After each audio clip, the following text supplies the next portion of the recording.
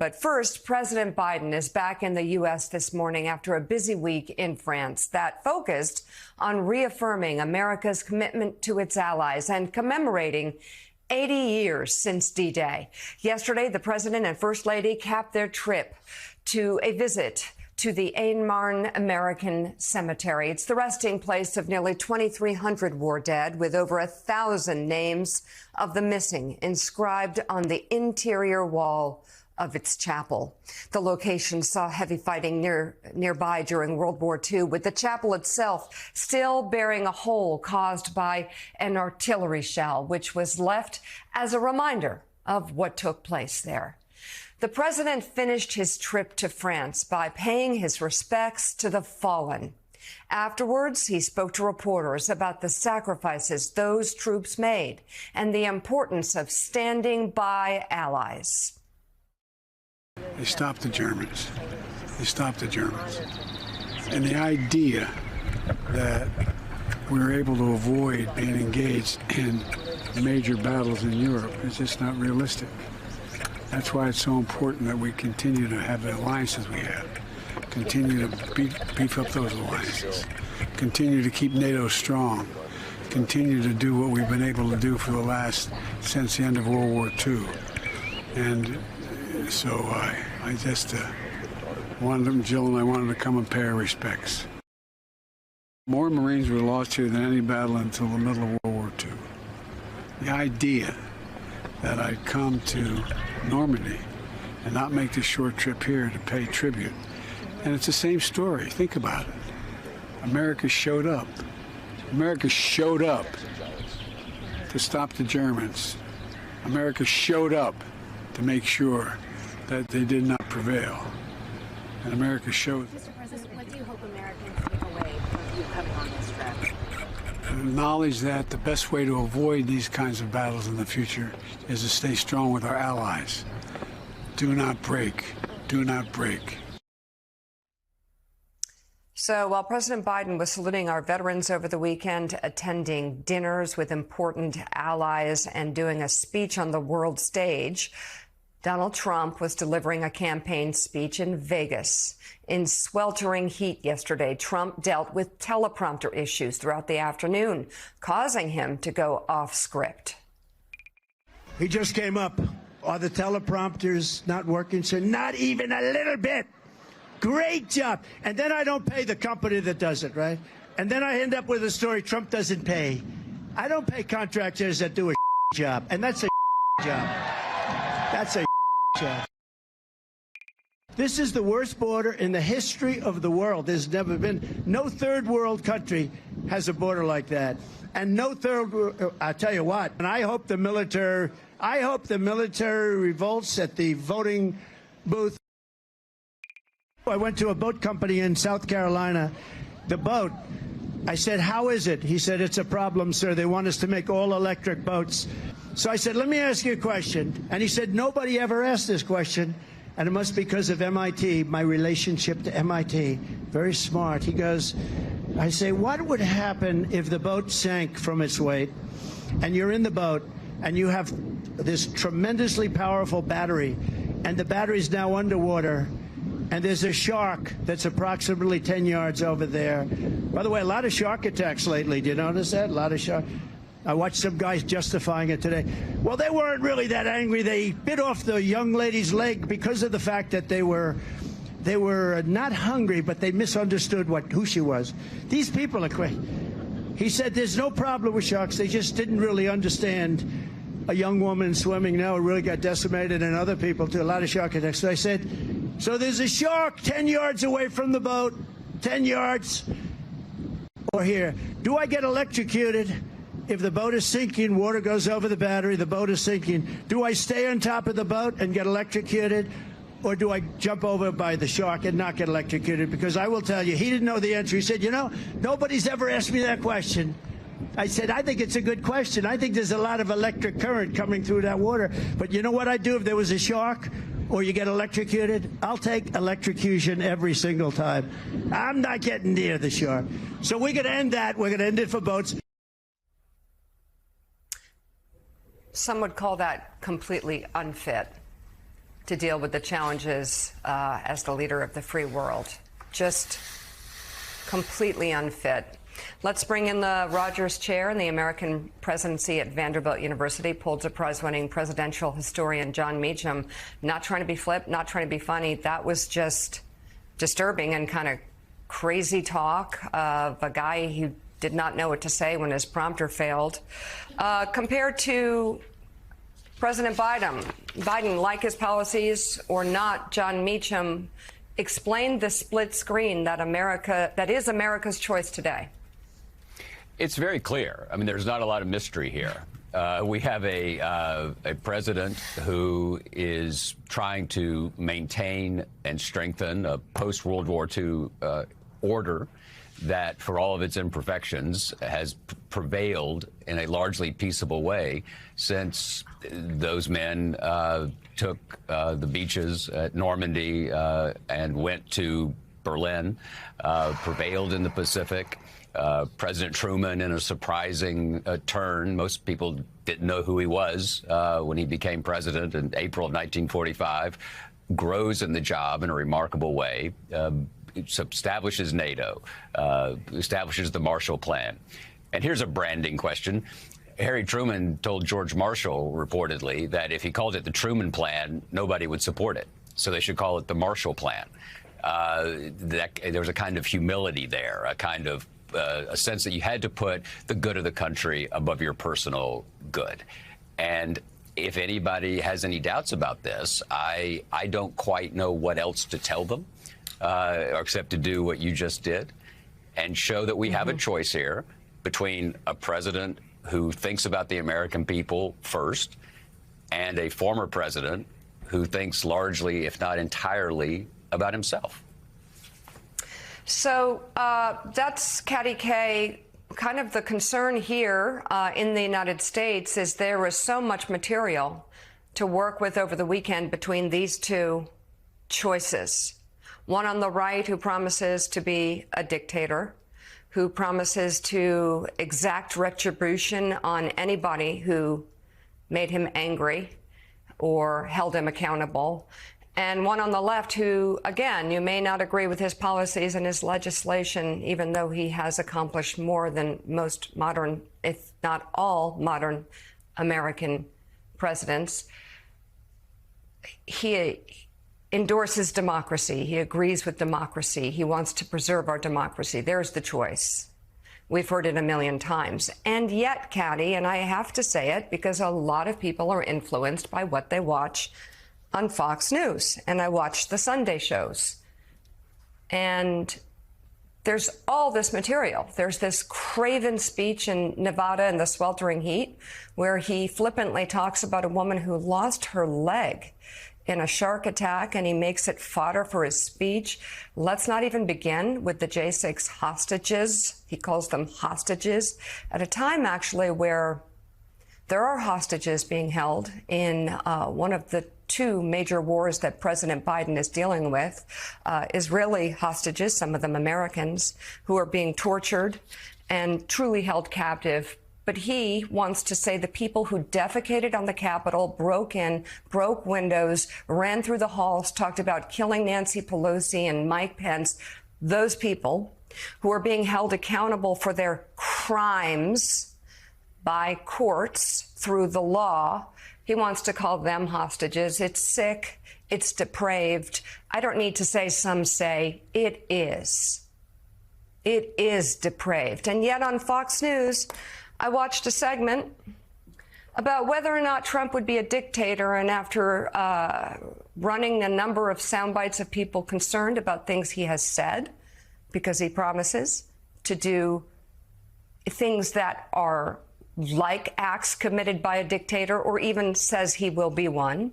And then some person on the right who says there's no proof he ever said it, he didn't say it. Then a soundbite of Sean Hannity asking him, would you be a dictator? And Trump not answering the question. And then the host saying, there, it's settled. He's not going to be a dictator. We'll be right back. I have to say it because so many people are influenced by what they watch on Fox News. And they're not giving a clear picture. Yet moving forward, is it not clear, the picture? Am I crazy? Because I have eyes and I see one person who doesn't seem at all sane, who loves dictators and wants to be one, and another who's getting a little older, but quite frankly, doing quite well on the world stage under pretty tough circumstances, answering questions on his own with no teleprompter and sounding just fine. Thank you. Yeah, I mean, look, this weekend was exactly what the Biden team want. And by the way, congratulations on getting a balanced news diet. I think it is in this tribal, polarized world. It actually is probably beneficial for everybody to get some kind of balanced news diet so that we start knowing what other people are hearing when it comes to the news context. But I think you're right, Mika. It gives us, it's very easy if we all just only watch one source of news or the source of news that falls with our own political beliefs. That is when you might get taken by surprise in an election when you don't win it and you think, oh my God, but I was hearing all of this stuff. And that applies both to liberals and conservatives. So it really is a public service announcement. Make sure that you get a balanced news diet. But this is what the Biden campaign wants. They want more of what we saw this weekend. All of that material that you're talking about, that we played those clips from. And yeah, it is sort of tempting to laugh at the meandering nature of, I don't even know what that was. Was that some kind of woke pro-shark I don't know. Attack, critique? I don't even know really what that was or why it crept into the speech. But it's what the Biden campaign feels in a way that the race has been frozen during the course of the trial, right? It was put on pause almost because Donald Trump was tied up in a courtroom. Now Donald Trump will be back, and the Biden campaign sees this as advantageous to them because the American public will see this. Now it'd be interesting to see how those clips about the shark, about especially that line about "I don't care about you, I just want your vote," how that is played on news outlets that are sympathetic to Donald Trump. Does it get any airtime? And if it does, nope. Is it just, is it just kind of dismissed as, well, that's the kind of thing he says, you mustn't take him too seriously? It's hard to know what breaks through in this incredibly siloed news world that we all live in. It is very hard to know what breaks through, but the Biden team thinks the best chance they have is making this a referendum on Donald Trump. So the more Donald Trump is out there, the more he is saying things, that they think the choice becomes more stark. Manhattan District Attorney Alvin Bragg will testify before the Republican-led House Judiciary Committee in connection to former President Trump's criminal hush money trial and conviction. Bragg responded to a request from Trump ally and Judiciary Committee Chairman Congressman Jim Jordan on Friday, saying he's willing to testify, but not before Trump's sentencing date, which is scheduled for next month. Jordan had originally requested a hearing this week. Bragg's response counters that date, saying court proceedings are not over in the case. The DA's letter also asked to speak to the committee about the, quote, scope of the proposed testimony. Meanwhile, former President Trump is scheduled to sit down for a virtual interview later today with a New York City probation officer. That's according to 3 sources familiar with the matter. It's part of a mandatory step ahead of his July 11th sentencing following Trump's conviction last month on 34 felony counts in his hush money trial. Trump will reportedly call in for the interview from Mar-a-Lago with his lead attorney Todd Blanche by his side. Once the process is finished, the probation officer will deliver a report to Judge Merchan, who will use it when determining Trump's sentence next month. Interesting. One of the things they always keep in mind is whether or not a convicted criminal has remorse. Joining us now, former litigator and MSNBC legal correspondent Lisa Rubin, and former U.S. attorney and an MSNBC contributor Barbara McQuaid. She's the author of the book, Attack from Within, How Disinformation is Sabotaging America.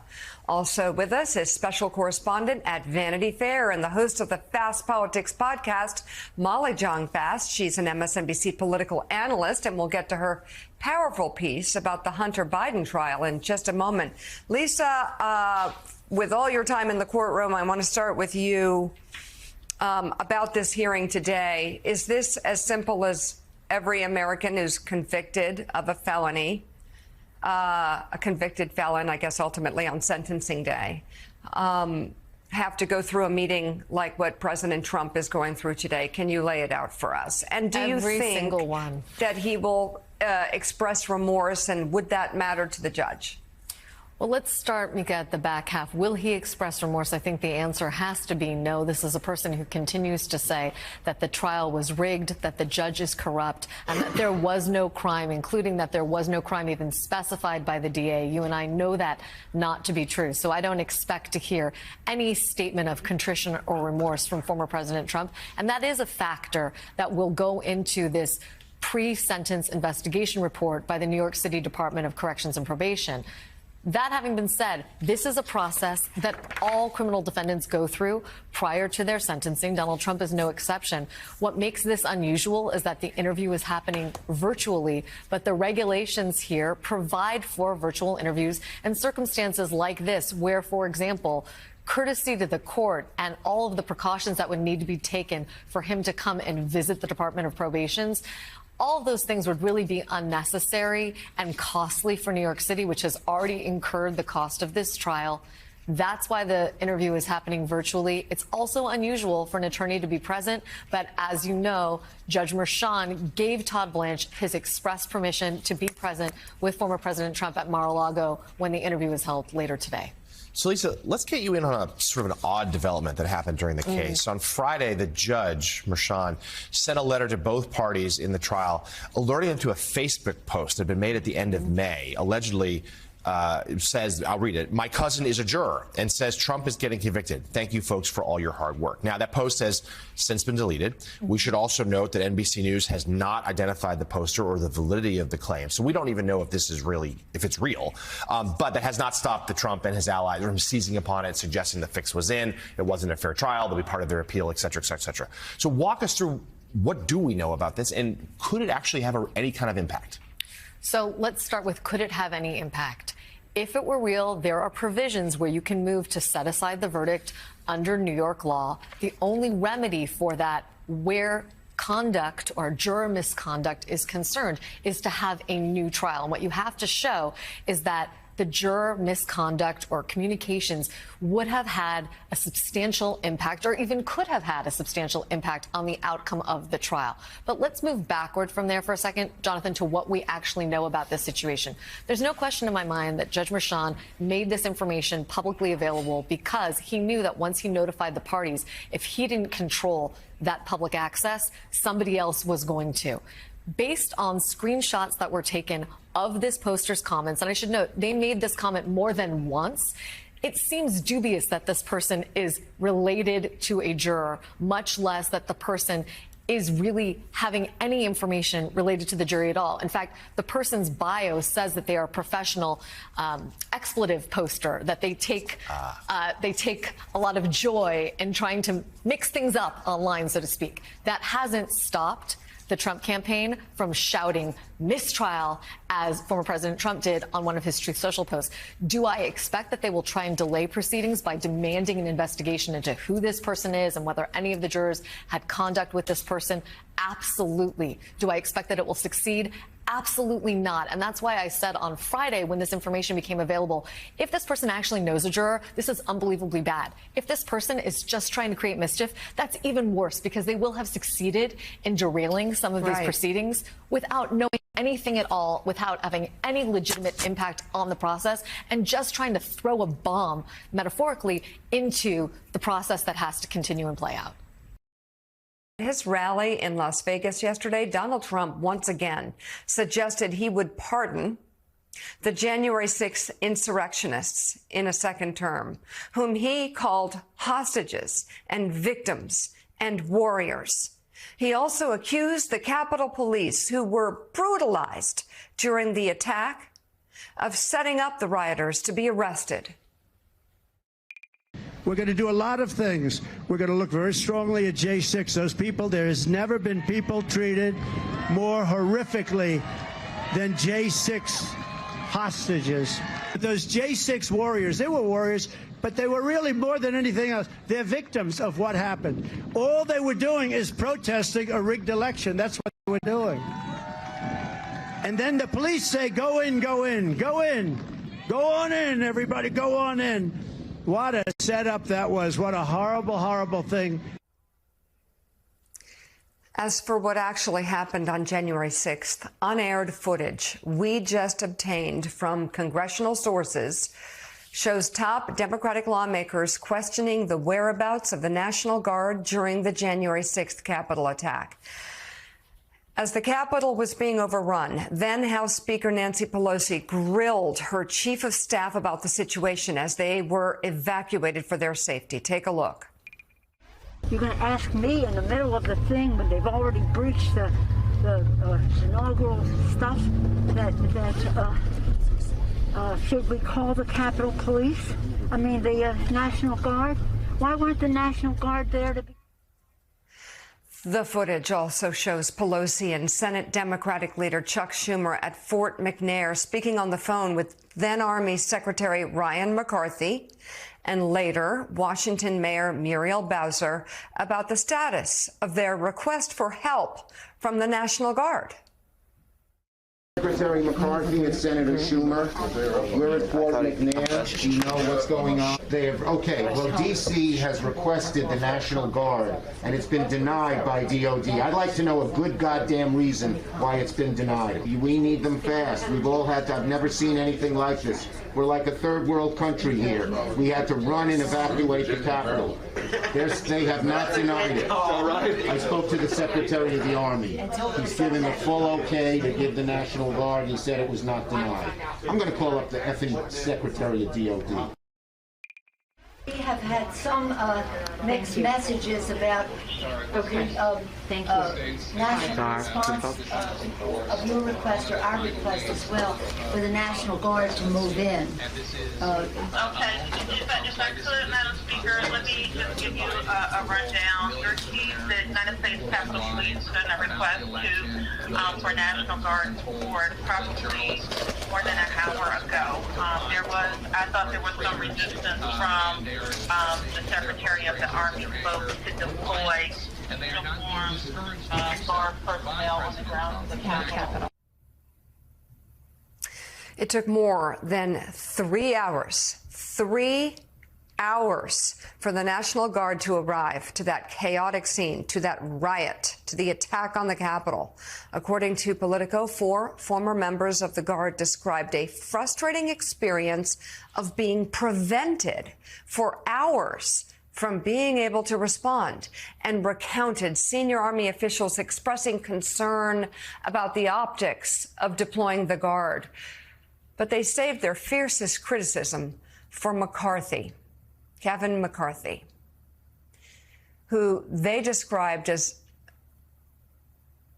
for the Army, a totally different McCarthy, I apologize, the person that they were trying to reach there on the phone, who they described as unresponsive to their outreach in the midst of the chaos. Republicans have spent years accusing Pelosi of neglecting her duty to defend the Capitol, despite evidence that it was a shared responsibility among congressional leaders who in turn relied on the assessments of police and security officials. But as Politico reports, the new footage does not bolster GOP claims of Pelosi being at fault. Instead, it largely aligns with and adds depth to previous snippets of Alexandra Pelosi's footage released by the January 6th Select Committee and in an HBO documentary that was released in 2022. The unaired footage also shows Democratic leaders demanding that then President Donald Trump tell his supporters to leave the Capitol on January 6th.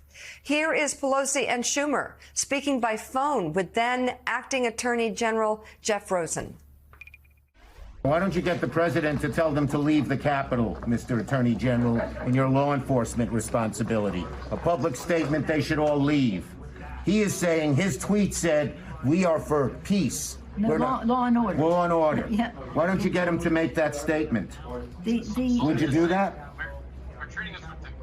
Will you ask the president to make a statement to ask them to leave the Capitol? As you might guess, we're No. Please answer my question. Answer my question. Senator, I'm going to do everything I can do. Does that include asking the president to get these people who are followers of hers to leave the Capitol? Joining the conversation, we have the host of the podcast On Brand with Donny Deutsch. Donny Deutsch, former Supreme Allied Commander of NATO, retired four-star Navy Admiral James Stavridis. He is Chief International Analyst for NBC News and staff writer at The Atlantic and Applebaum. What a great panel. Hardly know where to start here. There are so many great voices. I do want to back up and just rephrase what I said because I mentioned the wrong McCarthy. According to Politico, 4 former members of the Guard described a frustrating experience of being prevented for hours from being able to respond to the attacks on the Capitol, and recounted senior Army officials expressing concerns about the optics of deploying the Guard. And they saved their fiercest criticism for McCarthy, who they described as unresponsive to their outreach in the midst of the chaos. That's Army Secretary Ryan McCarthy. And not having the National Guard respond. I mean, in so many ways, I think I need to start with Anne Applebaum and go backwards. But Anne, what does this say to you when you see these details and this friction at all levels in terms of how to respond to this, and lives hanging in the balance as it appears that they don't want to actually stop the chaos that's from the president on down? I have to tell you, my first reaction is to ask why we didn't talk about this 3.5 years ago, why it's taken so long for all of our courts really to come to terms with what happened on January the 6th, and why we haven't, as a society, dealt with it yet. I mean, some of these details are new and some of them are more shocking and they come in a slightly different version. But actually, we've known this story for a long time and we haven't acted. And I think that's, that's a part of the explanation for why the perpetrators are getting away with it. So, Admiral Stavridis, let's talk about chain of command and other issues here. I mean, this was clearly botched on just about every level that day. We saw it in real time that the National Guard needed to be there and wasn't. As someone who's worked in the Pentagon for so long, what happened? First, you kind of have to see what happens on the Capitol that day through the filter of Lafayette Park, previous protests. Yeah.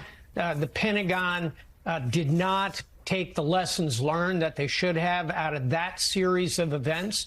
Point two, I just want to draw a line under how every active duty, reserve, Guard, retired like me, veterans, all of us watched the Capitol that day and felt we needed to be there. We needed to be there. Yeah. And that is the ultimate responsibility of the military, is to back up law enforcement when it simply becomes overwhelmed, as it did here. And finally, in terms of the chain of command that day and the exact sequence of events, to me, this entire episode screams for a 9/11 level commission, where we pull it apart, read every statement made by every leader, put it all back together again, and draw the lessons. And the correct lessons, pretty obviously, are not that these people were hostages. Look, I know what a hostage looks like. I've tried to rescue them over the years in the military. These are hardly hostages. They're clearly rioters, criminals, many of them now convicted felons. We need to reverse engineer this and understand how it got so far out of hand. That work has yet to be done. The Texas Supreme Court ruled she did not qualify for a medical exception to the state's near total abortion ban. Jimmy, John, and Jane, 3 Texas Supreme Court justices. Yeah, really. Jimmy, John, and Jane told a mother of 2 she couldn't get the health care she needed. The health care that could save her ability to have children in the future. Yeah, Jimmy, John, and Jane denied the health care her doctor said could save her life. Because Jimmy, John, and Jane didn't think she was close enough to losing her life and fertility. That's a new ad by Find Out PAC, a group working to unseat 3 Texas Supreme Court justices who voted to uphold the state's strict ban on abortion health care. This morning, one Texas father is partnering with the PAC ahead of Father's Day, calling on all dads to join the fight for women's reproductive rights, saying the stakes are too high to stay silent. And he would know. Ryan Hamilton, a Texas radio host, recently went public about the nightmare, the ordeal he and his wife faced after doctors told them last month that the baby she was carrying had no fetal heartbeat. At the same time, she was more than 3 months into the pregnancy with their second child. Ryan says his wife was denied proper medical care and nearly died due to the current abortion health care ban in Texas. That ban restricts all abortion procedures after 6 weeks of pregnancy before most women even know they're pregnant. Ryan described how his wife was sent home from the hospital 3 times and the horror of finding her bloody and unconscious on the bathroom floor. His wife ultimately miscarried. And Ryan joins us now, along with the founder of Find Out PAC, Gina Ortiz-Jones. She's also former Undersecretary of the U.S. Air Force and an Iraq war veteran. So we welcome you back to the show, Gina. Thank you. Ryan, I'm so sorry about what your family has been through. And I understand it continues with negative reaction you've gotten from the public after sharing your gut-wrenching and horrifying story. What's happening? Yeah, the last thing we ever expected was to go through what we've been through, for my wife to lose the baby and then face blowback on the internet. It's just not something you take into consideration. We were just trying to share with the people that keep up with us and our life together, and never expected it to go as big as it has gone.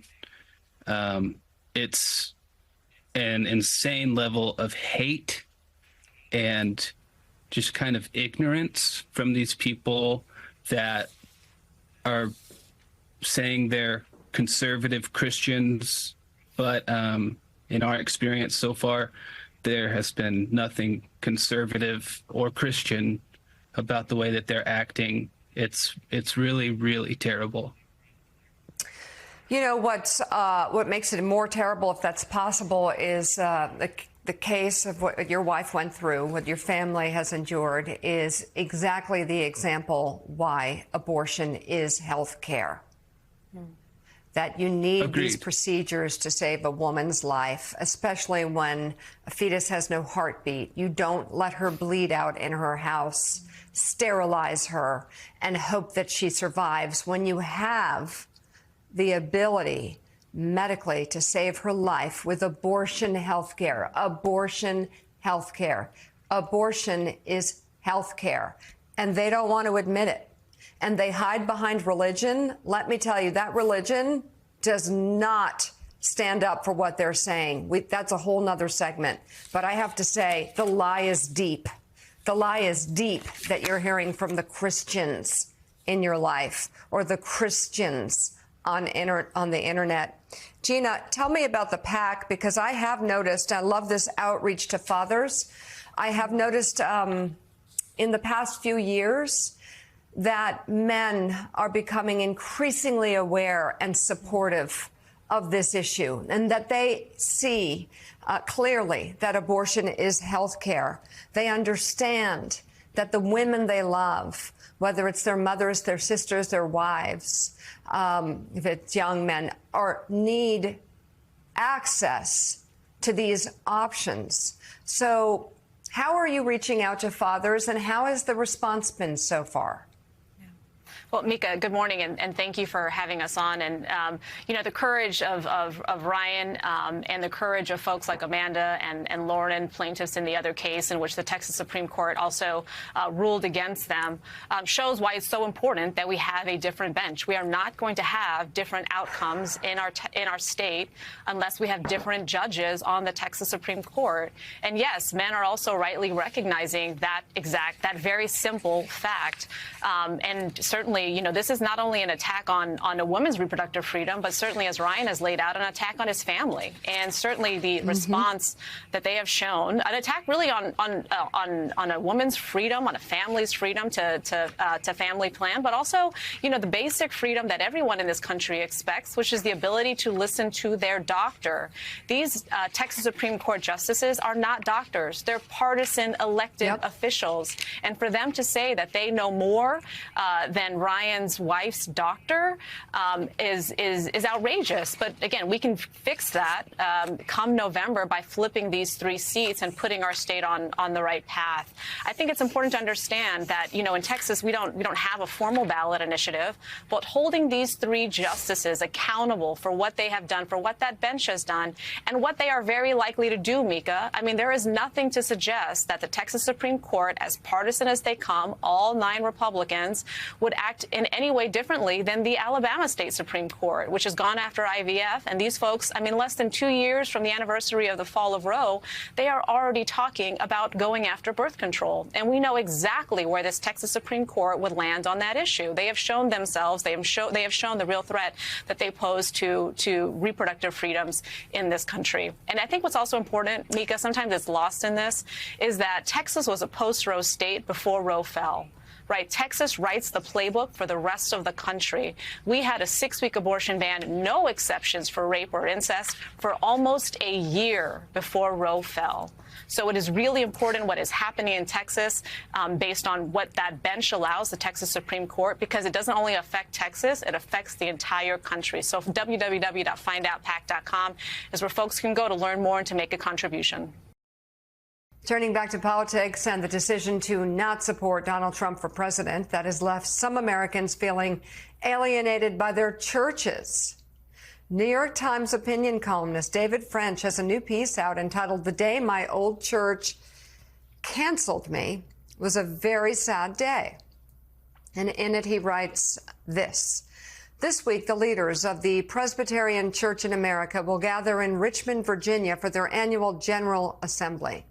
The Presbyterian Church in America is a small, theologically conservative Christian denomination that was my family's church home for more than 15 years. It just canceled me. I am now deemed too divisive to speak to a gathering of Christians who share my faith." 2 things happened that changed our lives, however, and in hindsight, they're related. First, in 2010, we adopted a 2-year-old girl from Ethiopia. Second, in 2015, Donald Trump announced his presidential campaign.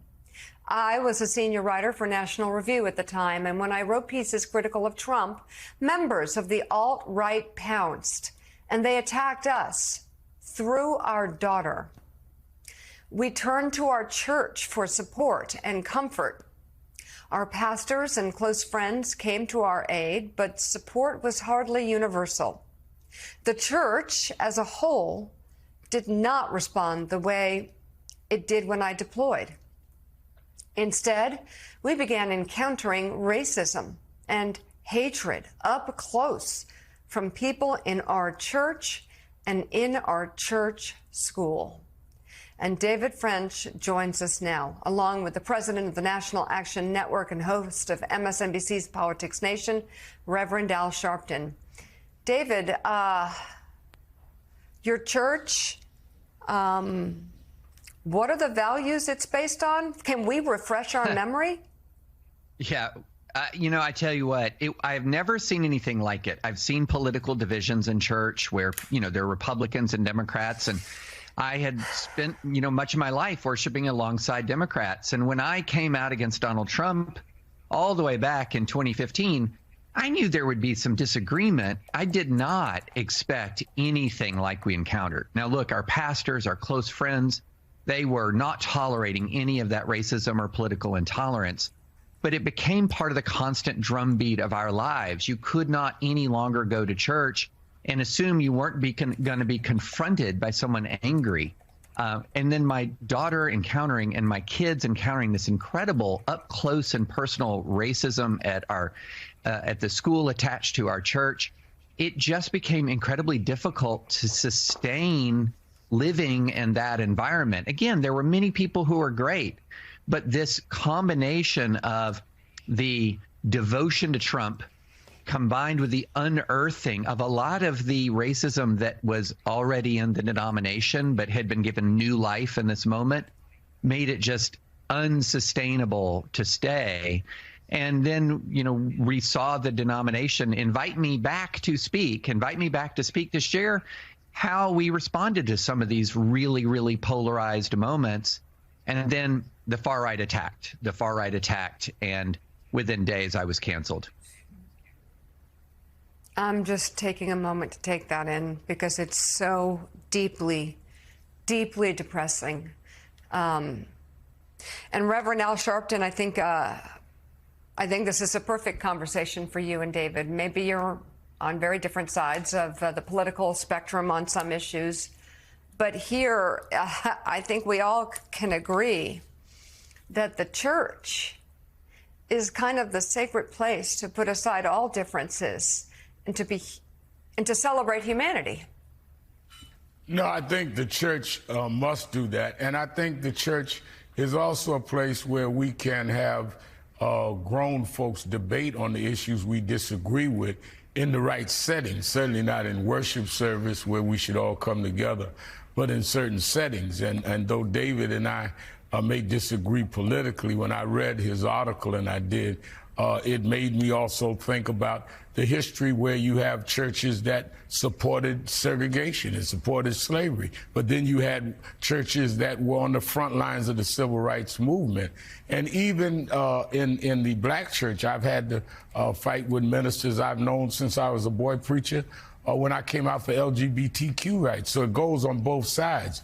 But David, the question that I had when I read your article, do you think it's that there are some that have joined this cult-like following around Donald Trump, that religion gets mixed up with what is cult, and that they really don't see the difference? They brought into this cult the feeling that they are righteous and doing what is God's will, when it's in fact a cult that has very little to do with biblical grounding or morality.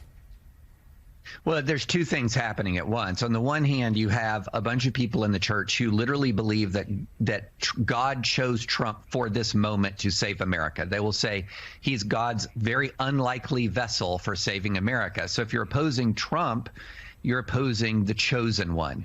And then the other thing that happens is they exaggerate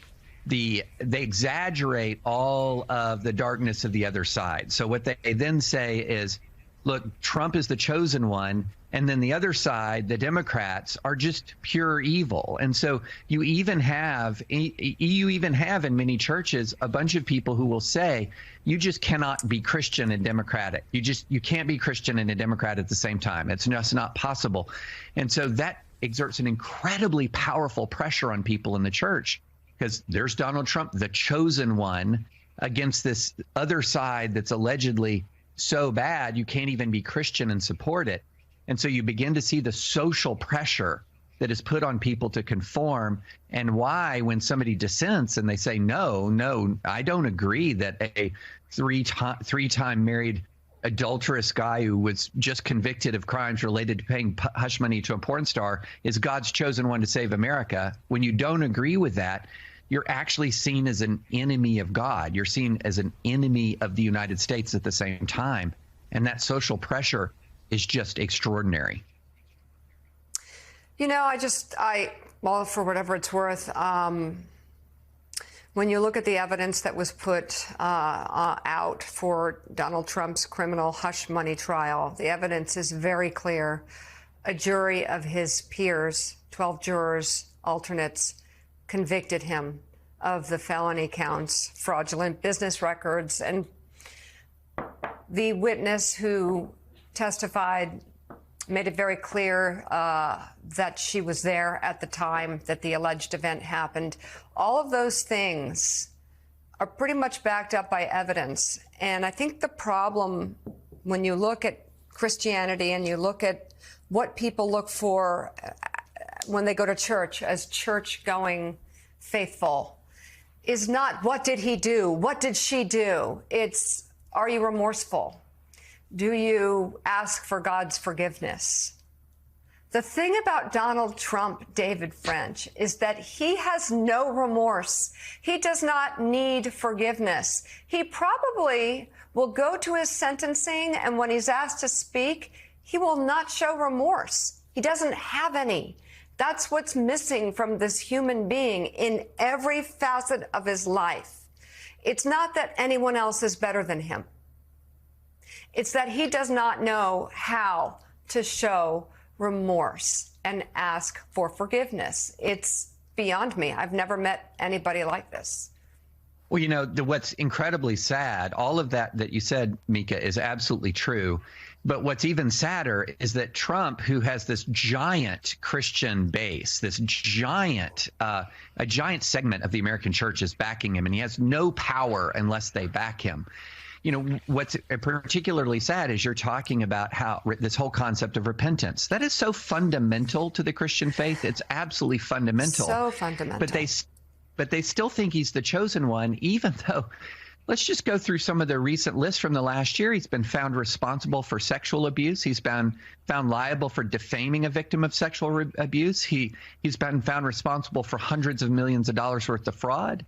He's been convicted of a crime that, even though I think there are some weaknesses in the legal side of the case, the factual side, the facts, it's overwhelming that he did what he was accused of doing. And he's unrepentant about all of it. And if anything, the evangelical church is more a pillar of his power now than it was even a few years ago. He won the Republican primary on the strength of overwhelming evangelical support. And this is something, again, the social pressure is huge. He's God's chosen one. He's God's chosen one. It's relentless, this sort of argument. And if you dissent, yeah, there will be people in the church who still love you and support you and respect you, but there will be people who come after you. The new piece online now for the New York Times, columnist David French. Thank you very much for sharing that with us, and thanks for coming on this morning. Thank you. We appreciate it.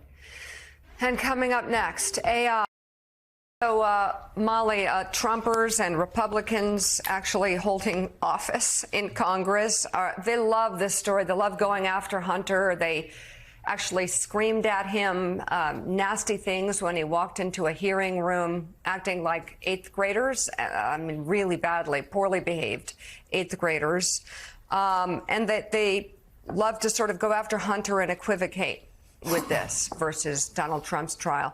Your latest opinion pieces is really interesting to me because I saw this the last time around with Joe Biden. People don't like it when you go after his remaining son.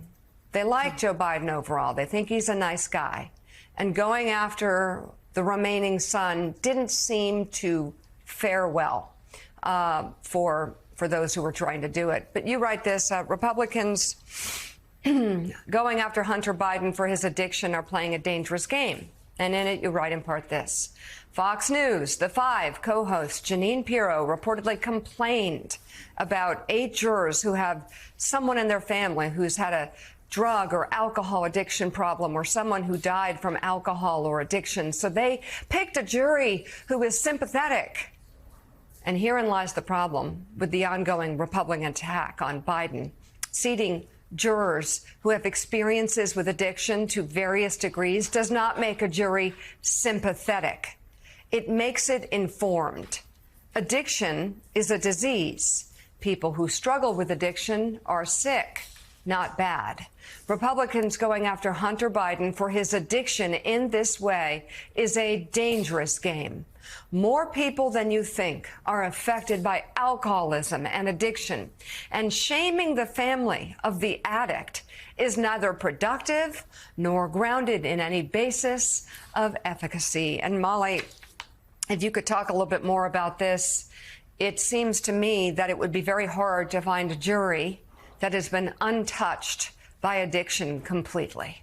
Yeah, and the reason that I wanted to come forward and write about this is because even though I've been sober since I was a teenager, I felt that the disease that Hunter Biden has is the same disease that I have, is the same disease that, you know, almost 20% of the country has. And, you know, Republicans do love to talk about, like, fentanyl coming over the border. Like, there's a reason that drugs are a problem in this country, and it's largely because of addiction. So this is another part of that. I think Republicans have really actually not had a lot of success using Hunter Biden to sully Joe Biden, but they have tried. One of the sort of moments in the debate where Biden ended up really being that Biden that voters really like was when he talked about his son's addiction, and he said, you know, he struggled with addiction, he's made it through, and that he's incredibly proud of his son for that.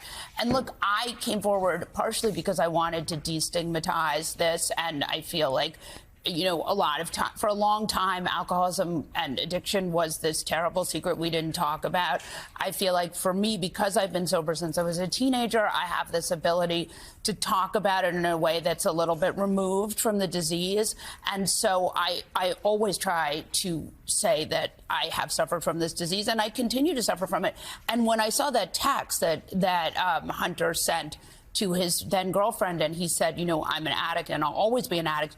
That is the way we're sort of taught to think about addiction, is that we'll always have this disease, whether or not we're given the reprieve of being sober.